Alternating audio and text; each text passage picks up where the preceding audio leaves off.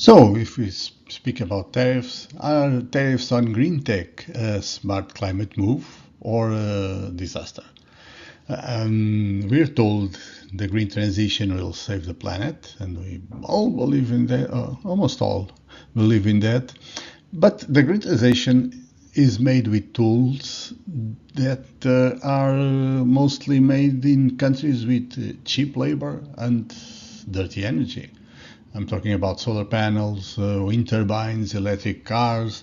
So, isn't this actually climate dumping? And shouldn't we treat climate dumping with tariffs, like usually? In today's episode, we'll discuss this dilemma. And we are also going to explore what's at stake for citizens, for businesses, researchers, governments. Then we speak with Cristina Pérez Simón from Fundación Hazloposible in Zaragoza, Spain. The name translates more or less like Foundation Make It Possible. And they are making it possible to do a lot of interesting work in the social economy. And it really shows what transformation looks like when values are met with action, are put into action. It's a very interesting interview, don't miss it. And finally, in this episode, we'll look into this open call for European Solidarity Corps. You can get the quality label, and that will enable you to apply for other funding in the future. And this is an open call. So I hope you enjoyed the episode. See you next week.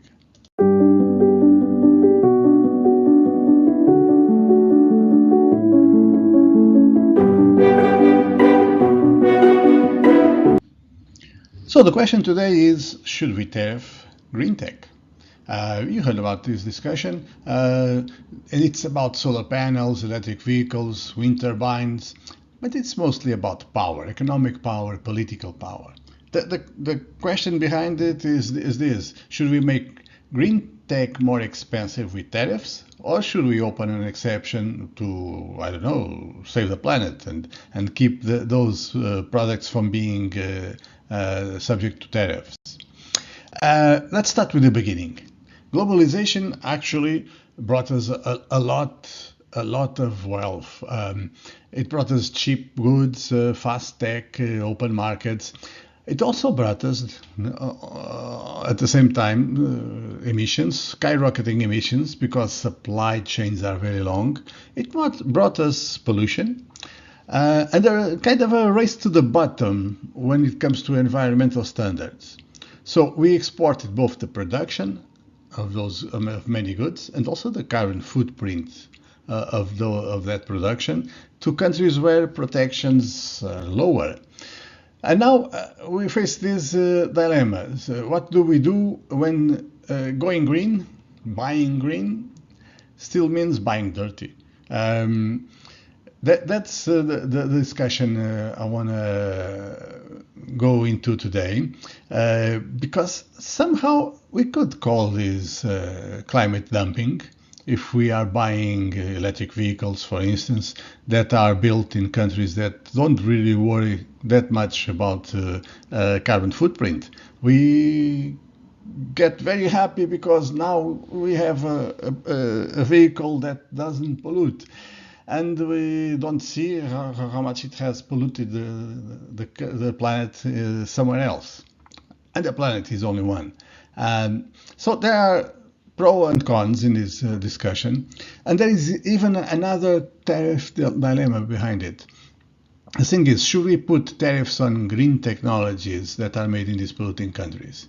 Because on the one hand, these tariffs will kind of protect local green industries.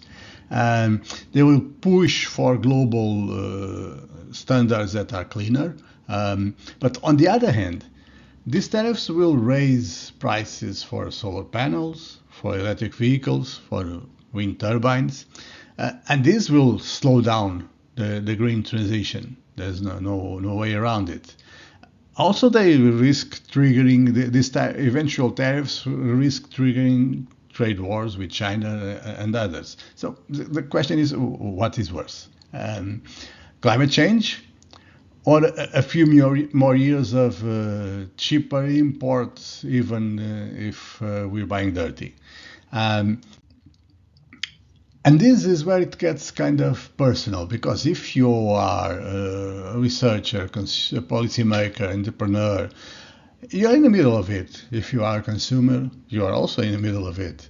And this decision will bring lots of money to some people and empty the wallets of other people. The winners of these green tariffs may be in the short term, the European American tech startups with the cleaner production methods, the local electric vehicle manufacturers, and the losers may be the households who would like to install solar but are on a budget, and they won't be able to buy as cheap. The losers may be NGOs and public projects who are relying on affordable tech and they don't get it anymore. People buying an electric vehicle will lose, obviously. And well, in the end of the day, the climate will also lose if these tariffs slow down the green transition. So what should we do? The answers are never easy, but there are some paths forward, which include creating mechanisms, carbon border adjustment mechanisms that set clear rules. In the end, that set a clear distinction between what is climate dumping and what is acceptable. What else can we do? Strategic investments to create local supply chains. That's a nice expression, easy to say, much more difficult to do. We can set global green standards which carry trade incentives and try to overcome tariffs this way. And mostly what has been done to this date is tech diplomacy, tech wars instead of tech diplomacy, which could help a lot more. But one thing is clear, even though many of those options are not that clear and not easy to explain, one thing is clear. Green nowadays is not just a color, it's actually a battleground. This is going to be a huge industry, and there's a lot at stake with these tariffs and these policies. So, what do you think about this? Should we shield our industries with tariffs in Europe and America? Or should we open our arms to cheaper, clean tech, regardless of its source, of how it's manufactured? Put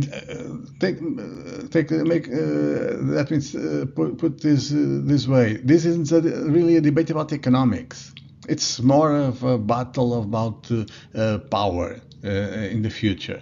So should we tariff products manufactured with climate dumping?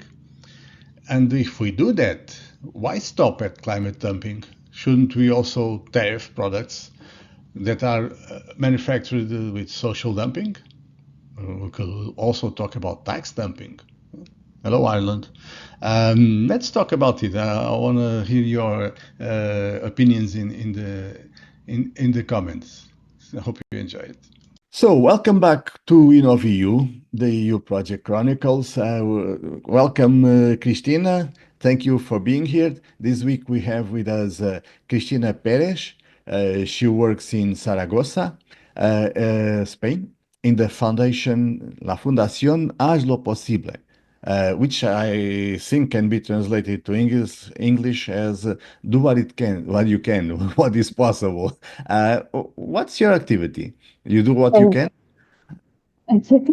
Thank you, Fernando, first of all, for inviting us. This is a great opportunity for the visibility of the foundation and its purpose. So, of course, the Fundación Hazloposible means make it possible, and we try to make it possible, of course. Okay, I was translating wrong, sorry. It's almost the same. It's just a synonym. So we are actually now escalating the foundation's purposes and activities to the European funding. I have previously worked on this area before in formal jobs. So yeah, we are struggling a bit in the sense of it is quite difficult for a small organization to start running with all of the internal resources that a small organization has. But we are exciting because we are finding like a huge welcoming from bigger partners in our matchmaking events, and I see the value on our activities and the complementary things that we can bring to this sphere. Okay, tell us a little bit about those activities. What do you do? Sure. So our foundation mainly wants to connect the three main agents of our ecosystem, which are citizenship, enterprises, and NGOs. So at the beginning, we started in a local level, but now we are running in a national level. We work remotely, all of us, so we are able to reach the entire, national territory so far. And our main activities are based in digital solutions, but we, of course, deploy some activities as well presentially with different collectives. That is because our huge ecosystem allow us to do so. We have collaborations with more than 16,000 NGOs in Spain. We also have 500 social enterprises and cooperatives working alone. And normally we boost candidates for the job market, not only in the social sector, in the economic, the social economy, sorry, but also inclusiveness in the ordinary market for the enterprises that want to become more diverse in terms of staff and activities. Okay, so what you're saying is that all of that is possible if you connect those three main agents. That's an interesting thought. Uh, you were saying that you had previous experience with the EU-funded projects. So where did you work before? No, I don't mean the companies. You may not want to advertise them, but where did you work before, in what areas? And one more thing you said that really caught my attention. You said that those were formal jobs. So right now you don't have a formal job, you have an informal one. Talk us a little bit about that, please. Oh, sorry, I meant former jobs, to be honest. Former. Okay, I Yeah, misunderstood. but that's also interesting because I want to bring later the attention on the professionalization of the sector. That is something, struggling a bit nowadays in the smaller entities. But I will talk previously, now about my background. Sure. I have been working in Erasmus Plus. I started as a volunteer myself in the European Solidarity Corps projects. So when I saw the implementation, I really got interested in participating anyhow in my professional career. And then I started designing the proposals and deploying the activities myself. So I'm pretty content with that. And I expanded my wise and my expertise in more than Erasmus Plus. We went through the entire Horizon Europe calls, not only in Pilar 2 in the clusters, but also in the accelerator programs. And I also have participated as a partner in the COSME proposals and also digital program. And I have been working in this for 5 years now. And when I started in this foundation, in Hazloposible, they proposed me all these scaling projects, ambitious vision, and I am super excited with it. Mostly because, as I said, the smaller organizations in the nonprofit sector, they are struggling a lot with getting confused as SMEs, for instance, in the calls on Horizon Europe. We don't have the same expertise, but at the same time, we are also kind of a business. We need to get somehow funds to continue our activities, not only for sustainability, but also for innovating, because we believe society is in constant change, and we also want a social transformation along with the digital and the green one. So Sure. I see, and I see why you are excited about that because it sounds like a really interesting job. You were saying when I interrupted you before that you were saying that you are trying to scale your activity to an European level. Did I understand that correct? That is right. What are your plans? Can you talk a little bit about that? Of course, I can provide an example. For instance, we work as an umbrella organization, right? We have this biggest ecosystem of smaller organizations, and we try to assist them in a national level with providing different tools for diagnosis, internal procedures, optimization, digital transformation. So we also work as a hub inside the foundation, and we are now practicing with all the AI agents.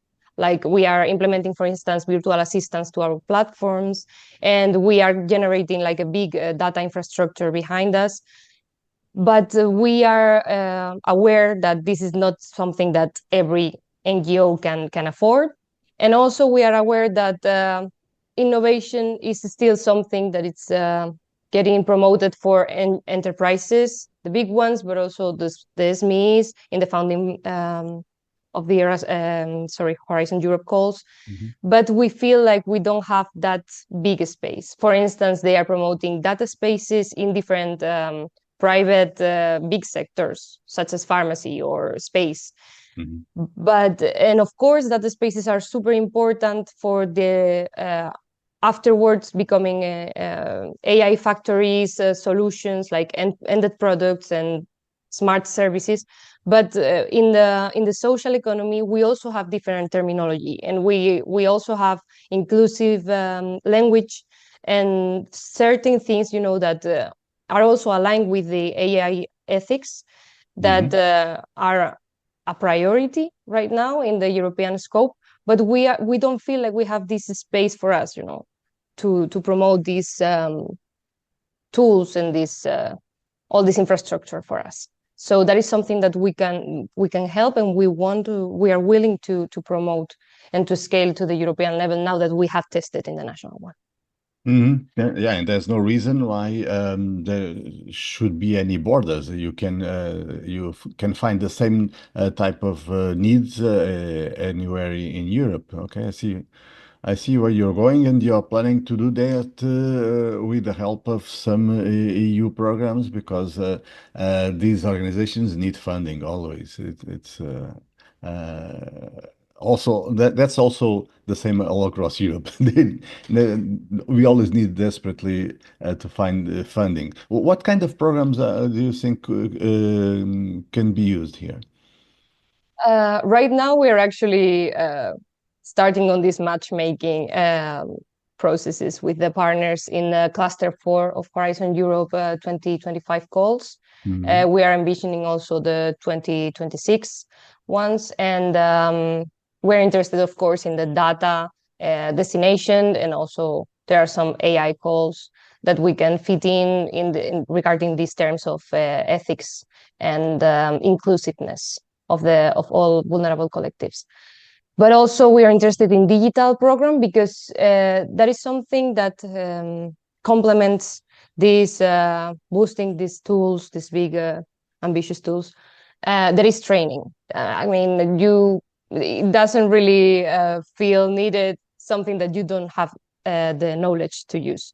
So we need to, you know, support all the people, all the NGO professionals, and those the SME professionals also to upskill and to reskill their staff in order to understand how these tools works and how can they really find the use for optimize their processes.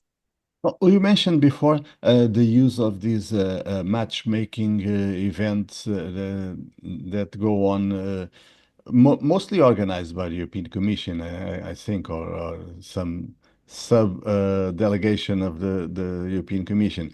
You've been using them. What do you think about those events? Do they work?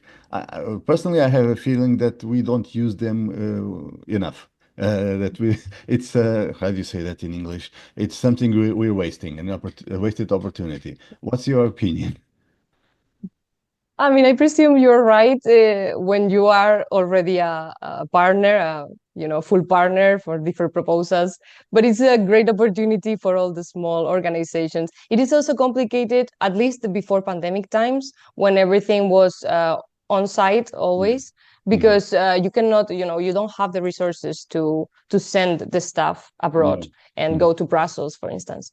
So nowadays, it is true that with all these platforms that they developed and these speed dating and marketplaces that they are including in the platforms, I think it is easy to access and, of course, the hugest opportunity to find bigger partners to support you going on those proposals and learning for all the process.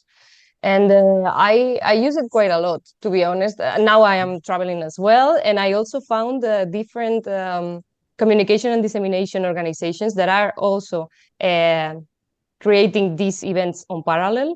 And at the beginning, they might be smaller, but it is also good because you focus on knowing everyone, and you find that familiar atmosphere Mhm. that somehow really connects people. It is not, that that big congress where you get mainly lost when you are new on the Yeah. proposals and so on. Yeah, it's structured. I think it's more structured than were the presential events. These matchmaking, online matchmaking events, they feel better structured. But maybe I should use them more. Uh, People who want to reach you can find you in those kinds of events, but they can also find your contacts in the notes of the podcast, if you don't mind. Please send me those the contacts you want, and I'll post them in the podcast notes. I want to ask you about the future, but you said a lot. I think we can learn from what you said that you are basically focused on scaling this foundation, the activity of Hazloposible to a European level. Um, Based on your previous experience, I should ask you what do you think about the way these EU programs work? But sometimes I feel that people are a bit afraid of answering this question. So please feel free to be as open as you think you can. Okay, yeah, I like to be honest, so no worries. I mean, I don't know, everything has a room for improvement, so I guess this is something to learn about. And actually, in the last meeting I was last week in Thessaloniki, um, we were discussing all of this, not only um, tending in the future to include also startups and the smaller NGOs in the programs, but we also discussed the sustainability effects of the calls. For instance, we know that new projects are always something we want to found and we want to encourage, but some of the projects that has been developed so far in their for instance, in the Horizon Europe. They are quite interesting. The results needs to be more tested and developed, and there's quite a small room for that so far. At least that is the feeling we have from the from the execution programs. Of course, you find in the calls sometimes that you need to relate to past Yeah. projects, Mhm. and you need to contact those and try to be aligned to them. But we still think that the sustainability is not being reflected sufficiently. And yeah, that is one of the points I wanted to make. And to be honest, I had another one, but I just maybe it come back later. I It don't will know. come back later, yes. Uh, so Let me ask you, what advice would you give for newcomers, for someone who's thinking about maybe I should use these EU-funded projects to develop my innovation ideas, or someone who is thinking about going to Fundación Hazloposible to help my NGO somehow develop their activities? What are your advices?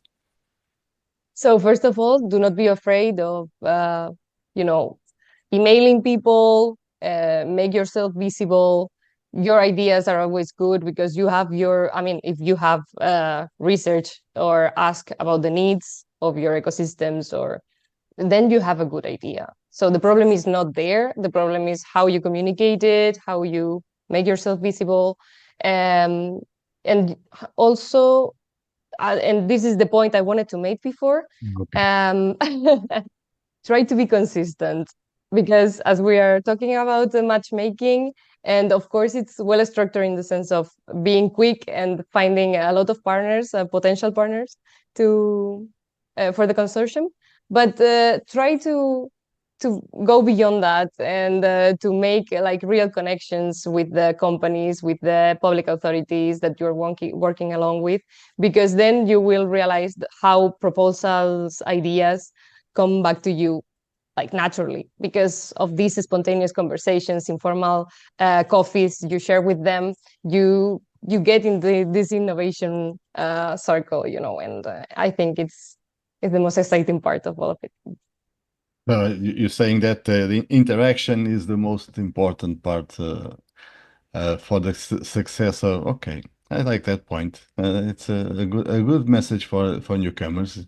Any final? We need to close the interview with my regret. But any final message you wanna close with?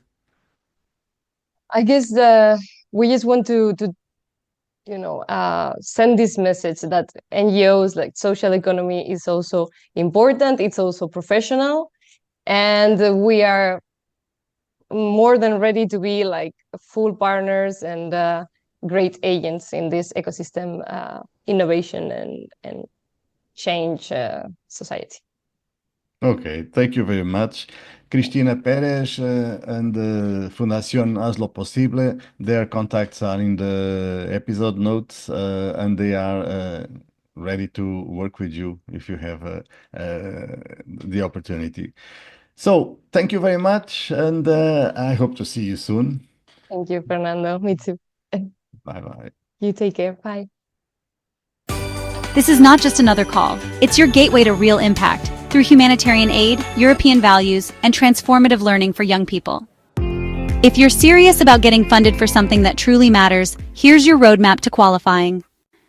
The Call ESC HumAid 2021 Qual Label FP isn't a typical grant. It's a prerequisite.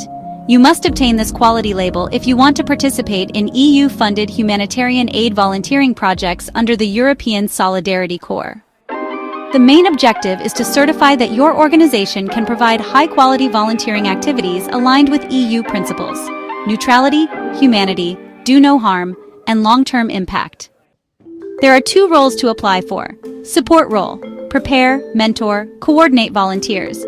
Host role: design and deliver the volunteering activities on the ground. So, who can apply? Well, any organization legally established in a program country, including EU member states and others like Norway, can apply for the support role.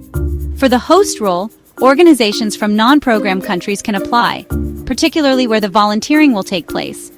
International organizations are also eligible for both roles. However, it's important to note that groups of individuals or informal youth groups are not eligible.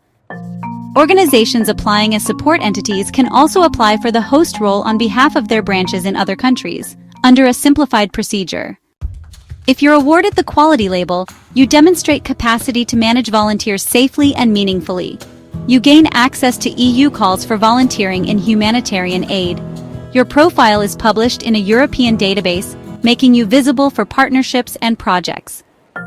Your organization is then able to advertise volunteering activities on the EU Solidarity Corps portal and submit project applications. Applications are ongoing, but there are set intervals for evaluation. To join 2022 project rounds, the cutoff was September 22, 2021, at 5 p.m. Brussels time. Expect a similar annual cycle moving forward. Always check the Funding and Tenders portal for the latest updates. There is no funding directly tied to this application. However, obtaining the quality label is mandatory before you can apply for grants with real financial support for projects, logistics, and volunteer expenses. Applications are submitted to the Education and Culture Executive Agency, also known as EACA. Use the electronic form available on the Funding and Tenders portal. Don't forget to attach a declaration of honor signed by your legal representative. Getting the quality label isn't just a box to tick. It's your path to real, boots-on-the-ground impact and to bigger EU funding opportunities.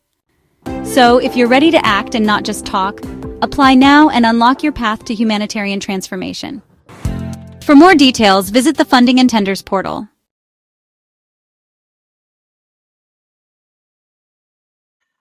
InnovEU, the EU Project Chronicles, is a weekly video podcast.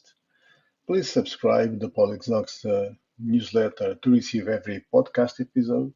And if you like receiving it, please press like in whatever platform you are watching or listening. Also, please share InnovEU and Polixox with anyone you feel will enjoy it.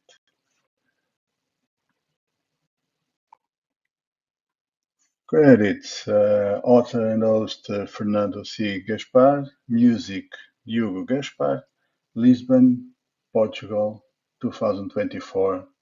Reach us by email or DM.